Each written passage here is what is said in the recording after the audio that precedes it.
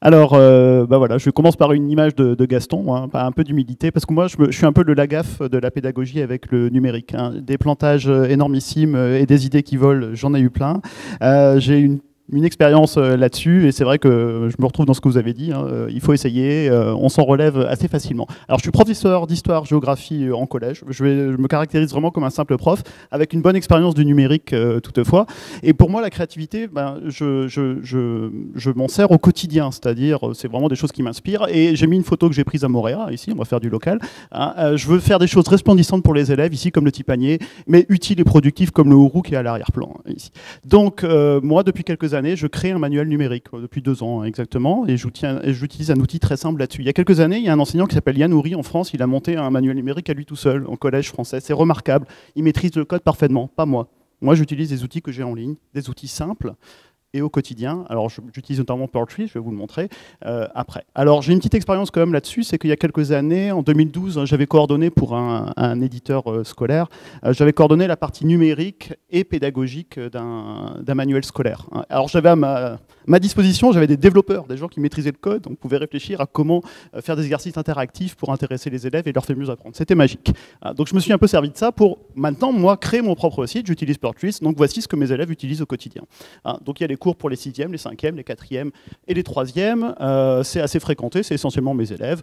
Donc ils viennent dessus. Je vais vous montrer un petit peu après pourquoi j'ai fait ça et comment je travaille avec les élèves dessus.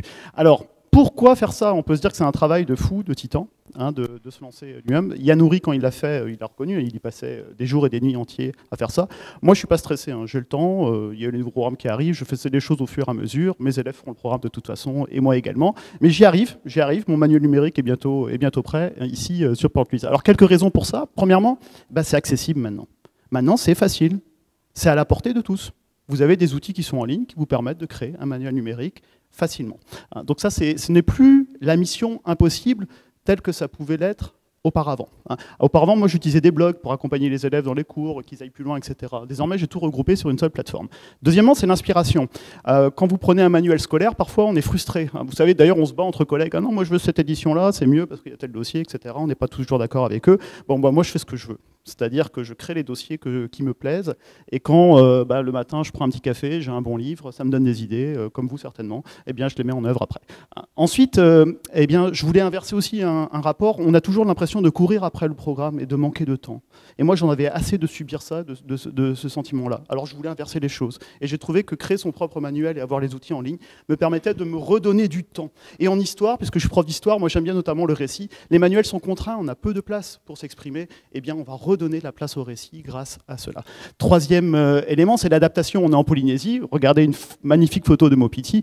Vous avez bien tort de ne pas y aller durant votre séjour, hein, les garçons. Mais moi, j'y suis allé. Donc, j'ai fait la photo là. Et on peut s'adapter également. Bah, moi, les cours de géographie et d'histoire, il y en a pas. Enfin, il y en a ici, mais les ressources, je peux les mettre en ligne. Je crée mes dossiers et je fais des manuels sur mesure pour mes élèves.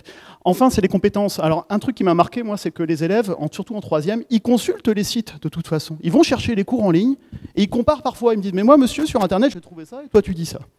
Voilà. Et bien, du coup, j'ai dit, bon, stop, moi, je vais mettre mes cours en ligne carrément parce que je les trouve mieux faits que ce que je trouve. Oui, c'est pas très modeste, là, pour le coup.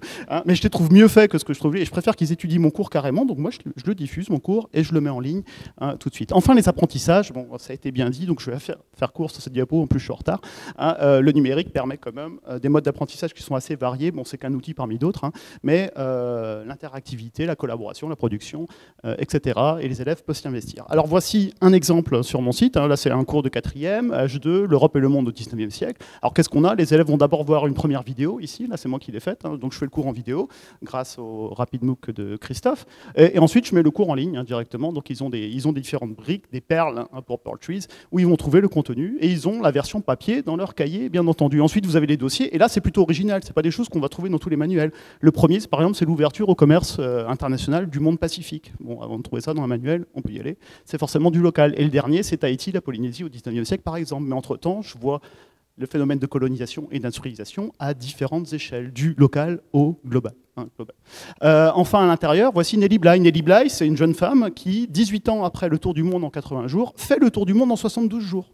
J'ai lu son livre, j'ai trouvé ça formidable, témoignage assez féministe d'ailleurs, qui montre bien aussi ce qu'est le monde de la presse aux États-Unis à cette époque-là. Et je me suis dit, bah, bingo, on va faire la mondialisation des transports avec ça. Ça amène aussi à être producteur. Alors ici, sur le cours sur l'esclavage au XVIIIe siècle, j'ai étudié le port de Nantes et je trouvais qu'il me manquait un document. Je le cherchais partout, je le trouvais pas, bah, je l'ai créé.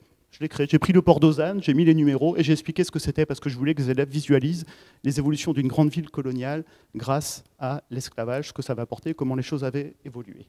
Enfin, on est raconteur également. Donc, je vous ai mis le cours tout à l'heure sur Portwiz en ligne, mais bien sûr, c'est donné dans le cahier. Et moi, j'aime ça dans mon métier, c'est-à-dire j'aime parler, vous avez vu là, ça se voit peut-être un peu, et j'aime bien leur raconter des choses, j'aime bien que ça les intéresse, généralement ça marche bien, hein, donc je leur donne du récit, des textes longs, et on peut les étudier, ce qu'on ne peut pas faire avec un livre traditionnel. Enfin, dernier aspect, ça c'est un peu nouveau cette année, c'est surtout grâce à l'arrivée de Christophe et du RapidMOOC, je me suis mis à créer les vidéos pour accompagner les élèves directement. Ils ont une ressource à la maison, c'est-à-dire je vais faire le cours en vidéo, et je me mets un petit peu en scène, alors c'est pas toujours évident, faut commencer, mais bon, pour l'instant les retours sont plutôt positifs là-dessus. Quand je les mets sur YouTube, alors pourquoi je les mets sur YouTube? On pourrait dire, on pourrait les réserver, etc. Mais non, parce qu'en fait, c'est très utile. Vous avez le sous-titrage automatique sur YouTube. Et quand vous êtes en salle info et que il n'y a pas de son, il n'y a pas de casque, etc., c'est pas grave. Moi, je dis, bah, tu mets la vidéo, tu mets les sous-titres, et c'est bon, la vidéo, elle passe. L'élève, il peut consulter ce qu'il veut. Alors, il fait pause, il revient en arrière, il revient, etc.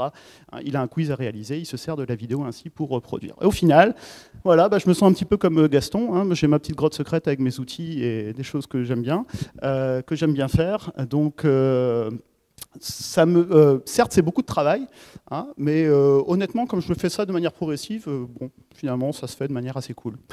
Voilà. Merci Anto.